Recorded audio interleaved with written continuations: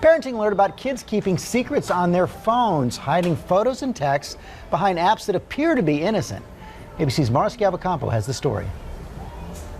So-called secret apps, the latest way kids are hiding things from their parents, as Louisiana mom Kristen Pinsonat learned firsthand. They can do anything they want, and it's all locked with a passcode. Kristen, who keeps a close eye on her son's phone, says she was shocked earlier this year to find the 16-year-old installed an app that hides media like text and photos. I'm almost hurt when things like that are found out. I worry about him. Basically, I was hiding from my parents, and it was stupid, yeah. So how do these cyber secret keepers work? So this looks like an ordinary calculator app for the iPhone.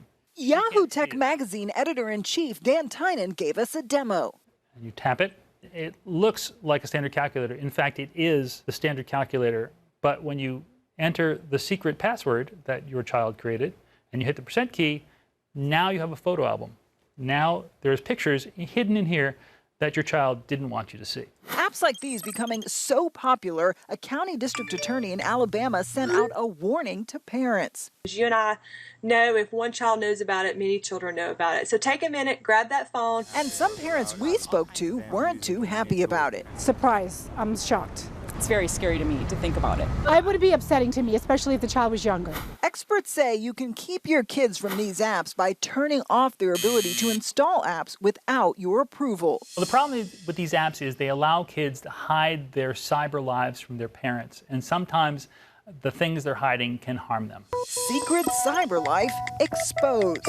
For Good Morning America, Mara Schiavocampo, ABC News, New York. That's an eye-opening one right there. Let's talk to our parenting expert, Erica Suter. It's tricky.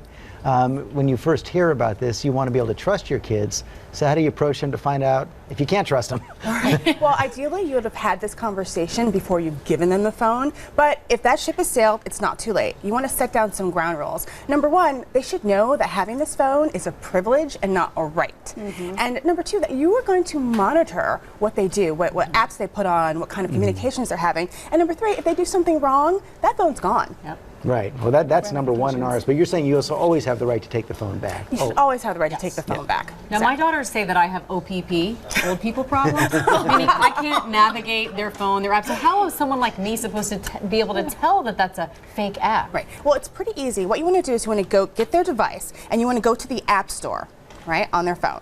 And then after you go to the App Store, you want to go to the search function.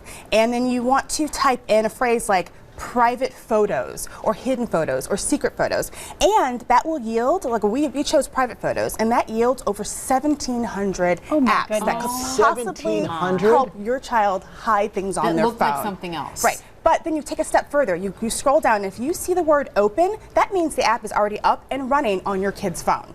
That's an alarm bell. Okay, so if you do find these on their phones, how are you supposed to handle it? I know you said you have to treat it like this is a privilege, not a right. Right. Well, remove it right away. There's no question. Sit them down and tell them why. They should not be hiding things from you. And if that conversation is not enough, if you still don't trust your child's judgment, consider installing software, watchdog software like NetNanny, which helps you monitor their photos, their texts, and everything that they're sending on their phones. And then lastly, if they are doing something wrong, give an appropriate punishment. Take away that device. Not just remove the app, remove the phone for a while. Yes, you're the parent. Whatever's going to get the message across, and kids do not want to be without those phones. I got to say, it's the most effective discipline. It is. It works. Thank you, Erica. Thanks, Erica.